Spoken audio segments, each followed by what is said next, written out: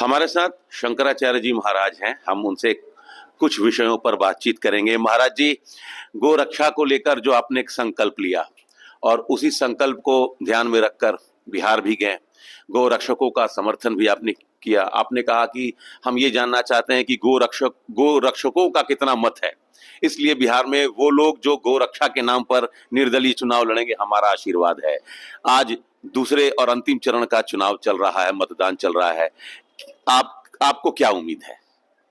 देखिए, हमारी जो बात थी, बिहार के लोगों ने उसको बड़े ध्यान से सुना, समझा, और जितने लोग हमारे सामने आए, सब ने 100% लोगों ने हाथ उठा करके, खड़े होकर के संकल्प लिया।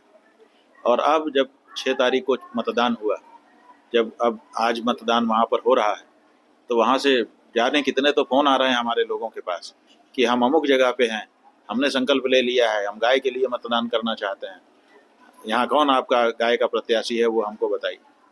तो कई जगह तो हमारे जो लोग पहले से तैयार हुए थे उनको लड़ने नहीं दिया गया, कहीं किसी कारण से, कहीं किसी कारण से कई चीज़ें नहीं हो पाई।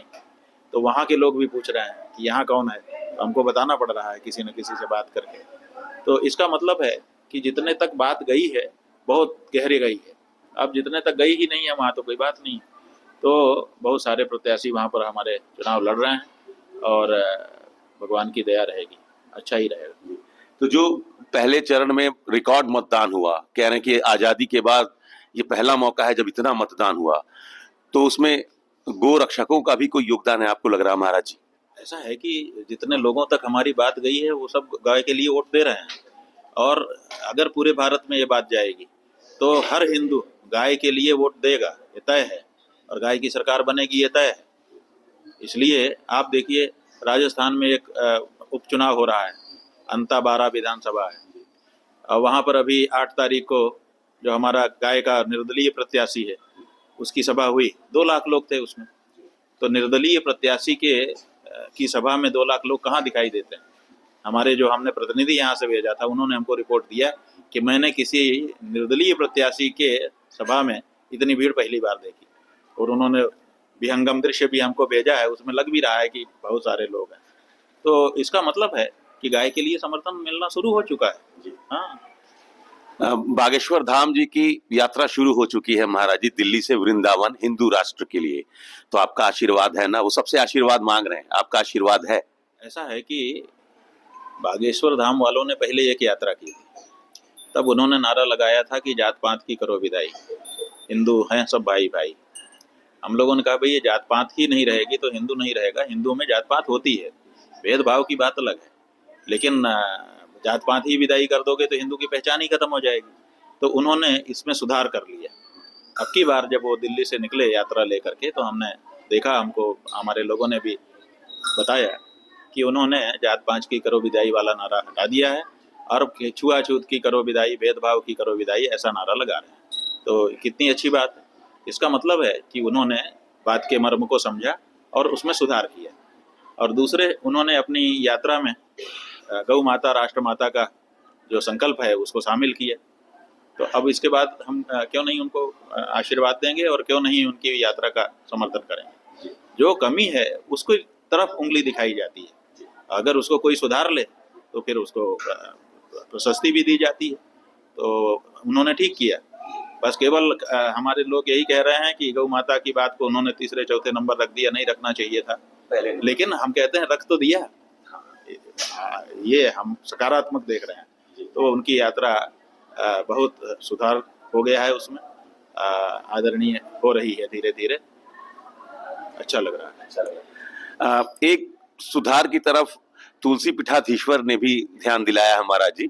कह रहे हैं सांसदों की संख्या कम है, 480 के आसपास अगर सांसद रहेंगे तो भारत हिंदू राष्ट्र बन जाएगा।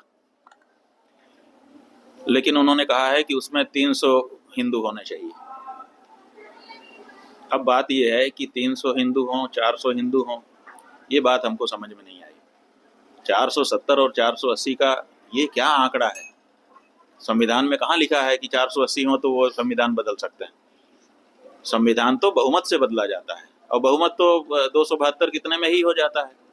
तो जब इतने में बहुमत हो सकता है तो इतने में जितने संविधान में अभी तक संशोधन हुए हैं वो सारे 470 में हुए हैं, 370 में हुए हैं, वो तो बहुमत में हुए हैं। तो जब बहुमत से ही हमको संविधान में संशोधन का अवसर है तो हम 370 470 की बात का क्या मतलब है हमको समझ में नहीं आता है। तो उनकी बात हमको समझ में नहीं आई। हिंदू राष्ट्र होना चाहिए, संविधान बदलकर आप संविधान में संशोधन करके, आपको लगता है महाराज जी?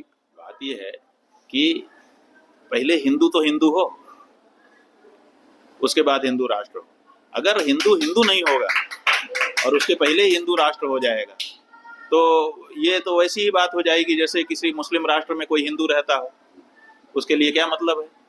तो वैसे ही जब तक हिंदू हिंदू नहीं होता है तब तक राष्ट्र का नाम हिंदू होने से हमको नहीं लगता कि कोई फर्क पड़ेगा। इसलिए सबसे पहले हमको हिंदू होना चाहिए। एक बड़ा संकट आया है देश में महाराज जी, दिल्ली में ब्लास्ट हुआ, 10 लोगों की मृत्यु हो गई। आप इस घटना पे क्या कहना चाहते हैं? दुर्भाग्यपूर्ण है। अब लेकिन समस्या ये है कि पता नहीं चल रहा है कि ये घटना की गई है कि हो गई है, क्योंकि जो शुरुआती समाचार आए उसमें पहले कहा गया कि ब्लास्ट हुआ है, फिर कहा गया कि नहीं वो सिलेंडर के कारण हो गया है, फिर कहा गया कि जांच चल रही है। फिर रात को हम लोगों ने नज़र रखी, देखा तो उसमें बताया गया कि ये नंबर गाड़ी का ये है और उसका मालिक अमुक है, नाम बताया जाने लग गया। तो समझ में नहीं आ रहा है कि ये क्या मामला है। लेकिन 8 लोगों की 10 लोगों की जान जाना दुख का कारण तो है ही। सुरक्षा में तो चूक मानते हैं आप? अब देखिए, सुरक्षा में चूक अभी हम नहीं मानते हैं। अभी पहले पता चले कि क्या कारण है। अगर सिलेंडर के कारण हो गया तो क्या सुरक्षा में चूक है, इसलिए अभी सुरक्षा में चूक नहीं कहेंगे। और इतना बड़ा देश है, एक घटना को हो जाने मात्र से सुरक्षा में चूक कह देना भी ठीक नहीं है। इसलिए अभी तो पता चलना चाहिए कि ये क्या हुआ। जो 10 लोग काल कबलित हो गए अचानक, सरकार की उनके प्रति जवाबदेही है कि उनके बारे में अच्छा भाव रखे, उनके परिजनों को सांत्वना दे और उनके साथ सरकार खड़ी दिखाई दे। अभी इतनी जरूरत है। एक महत्वपूर्ण फैसला किया है उत्तर प्रदेश की योगी सरकार ने। अब प्रत्येक विद्यालय में वंदे मातरम जो गीत है उसको अनिवार्य कर दिया गया है, वो गाना ही पड़ेगा। असेंबली में क्लास शुरू होने से पहले जो असेंबली लगती है उसमें वंदे मातरम गीत का गाना जाना अनिवार्य है। इसको आप कैसे देख रहे हैं महाराज जी? ऐसा है कि अनिवार्य का मतलब ये है कि ये कानून वहाँ लागू होगा जहाँ विद्यालय ग्रांट लेता होगा उत्तर प्रदेश की सरकार से। तो जब आप उत्तर प्रदेश की सरकार से ग्रांट लेते हैं तो उनके जो भी नियम हैं उनको आपको पालन करना पड़ेगा। तो कम से कम जो लोग हमसे ग्रांट ले रहे हैं वो हमारा कानून माने। ये तो एक बात उन्होंने बताई, ये तो ठीक है। और जो सरकार का पारित कानून है उसका सबको पालन करना चाहिए। इसमें ग्रांट नहीं लेते उन पर भी लागू होगा? नहीं, उन पे नहीं लागू होगा। आपको लगता है उन पे नहीं लागू होगा, होगा ही नहीं।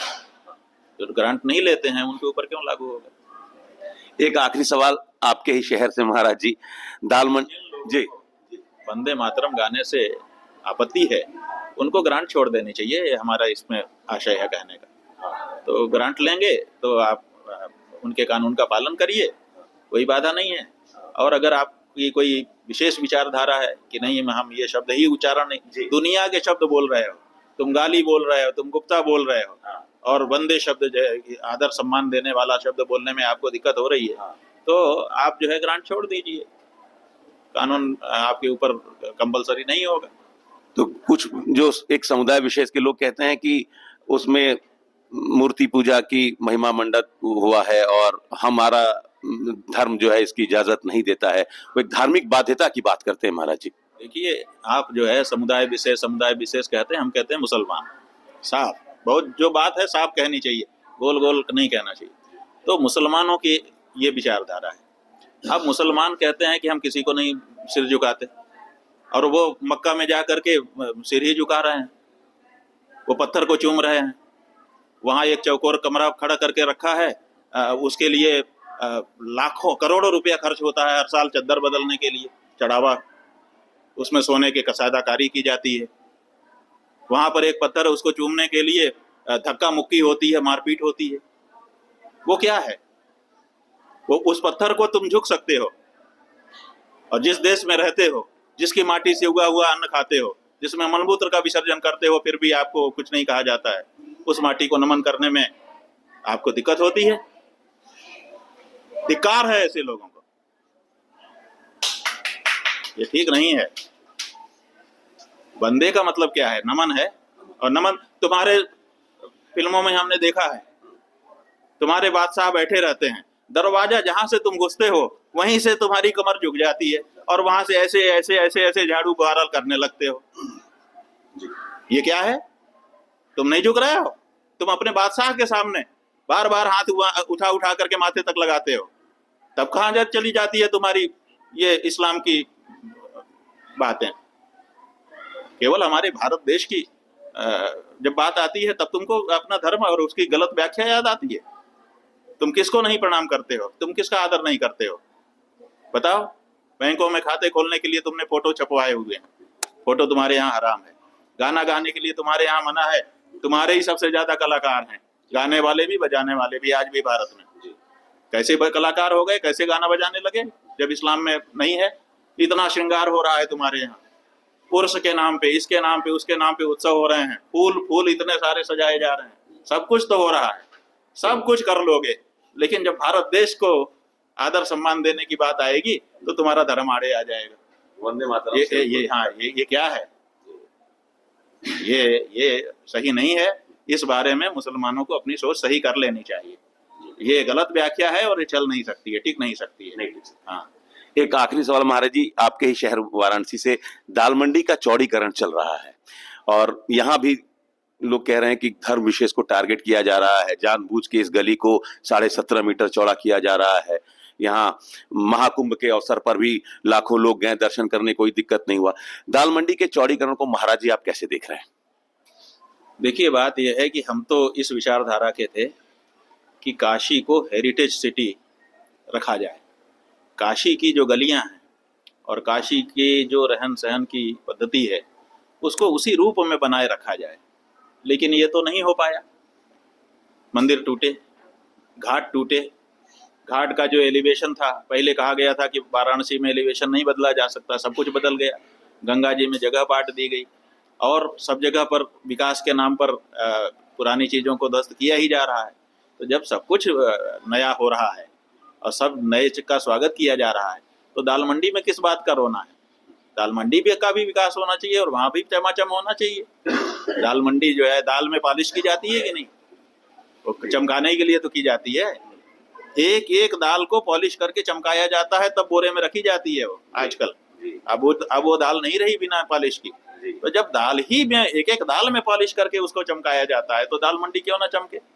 चमक रही है, चमकने दो। और मुआवजा तो मिल ही रहा है, जिसका वहां पे अधिकार है उसको मुआवजा मिल रहा है, वो मुआवजा लेकर के अपना दूसरा काम कर ले रहा है। इसलिए देखिए, अगर शहर को पुरातन रखना है वो एक बहुत बड़ी चीज है। अगर वो विचार शुरू से अपनाया गया होता कि वाराणसी को हम एक पुरातन रूप में संरक्षित रखेंगे तो वो बहुत बड़ी बात होती, वो उससे बड़ी कोई बात नहीं हो सकती, उसके आगे कोई विकास बेमानी है। लेकिन जब उस विचार को हमने पहले ही ठुकरा दिया तो अब किसी भी विकास को नहीं रोका जाना चाहिए। अब तो हम कहते हैं वाराणसी को अत्याधुनिक होना चाहिए। क्यों? क्योंकि नहीं तो चिढ़ाएगा, कहीं पुराना कहीं नया, अच्छा नहीं लगेगा। इसलिए जब एक जगह नहीं कर दिया तो अब सब जगह नया करो और होने देना चाहिए। अब ये बातें बेकार है। तो पौराणिक स्वरूप का क्या होगा महाराज जी? काशी की पौराणिक मान्यता हो गया। जिस समय पौराणिक स्वरूप विश्वनाथ जी के यहाँ कॉरिडोर बना करके खंडित किया गया, उसी समय काशी का पौराणिक स्वरूप समाप्त हो गया। उस समय अगर काशी के लोग खड़े हुए होते तो वो हम समझते कि यह पौराणिक स्वरूप को बचाना चाहते हैं। जब अपनी दुकान टूटेगी, जब अपना मकान टूटेगा, तब आप विलाप करोगे। और जब काशी का पौराणिक स्वरूप टूट रहा था, जो काशी का चेहरा था, तब आपने कहा बहुत अच्छा हो रहा है, बहुत अच्छा हो रहा है। अब पूरा काशी नया होना चाहिए, भव्य होना चाहिए, नए जमाने के अनुसार होना चाहिए। अब क्या है? पुरातनता कहाँ बची है यहाँ पर? जब आप यहाँ पे खड़े होके खाने लग गए, मंदिर परिसर में जब रेस्टोरेंट खुल गए और काशी विश्वनाथ कॉरिडोर हो गया, कॉरिडोर शब्द आपने ला करके घुसा दिया उसमें, तो जब इतना आप मॉडर्न हो रहे हो तो अब गलियां यहाँ की चौड़ी होनी चाहिए और यहाँ पे यातायात का अच्छा साधन होना चाहिए। अब खूब चौड़ी करो। 17 फुट भी जो है कम है, 17.5 मीटर है ना? हाँ, बस ठीक है, एकदम सही है। वहां से लोग चाहें तो वहीं से सीधे विश्वनाथ जी आ जाएं। पहले गिरजाघर आते हैं, फिर गोदौलिया जाते हैं, फिर बांस फाटक की ओर मुड़ते हैं, कितना समस्या है लोगों को। सीधे वहां से आइए, वहां तक फिर भी ठीक है, बेनियाबाग तक, और वहां से दाल मंडी के रास्ते सीधे विश्वनाथ जी के पास पहुंच जाइए। कितना बढ़िया हो रहा है, हम तो समर्थन कर रहे हैं। तो आप महाराज जी ये कहना चाह रहे हैं कि दाल मंडी के लोग जब उस समय विरोध नहीं किए कॉरिडोर का? भाई दाल मंडी केवल नहीं, पूरे बनारस के लोग, पूरे बनारस के लोग इस बात के दोषी रहेंगे, सदा सदा इतिहास याद करेगा कि इन्होंने वाराणसी की जो पौराणिकता थी उसको नष्ट होने के समय में आवाज नहीं उठाई। लेकिन अब चूंकि वो खंडित हो चुकी, अब खंडित हो जाने के बाद अब बिना मतलब कि बेदाग रहना, अरे एक रस होने दो अब पूरे बनारस को। ठीक है, तो शंकराचार्य जी महाराज जी ने हमसे तमाम मुद्दों पर चर्चा की। महाराज जी का कहना है कि काशी बदल रही है, तो शुरू में तो इसको रोकना चाहिए था जब बदलाव शुरू हुआ था, पौराणिक स्वरूप बरकरार रखने की कोशिश होनी चाहिए थी। जब वो नहीं हुआ तो अब एक रंग में काशी को रंग देना चाहिए। विकास कहीं भी हो, रुकना नहीं चाहिए, चाहे वो दाल मंडी ही क्यों ना हो। Amit Singh, TV9 UP, Varanasi.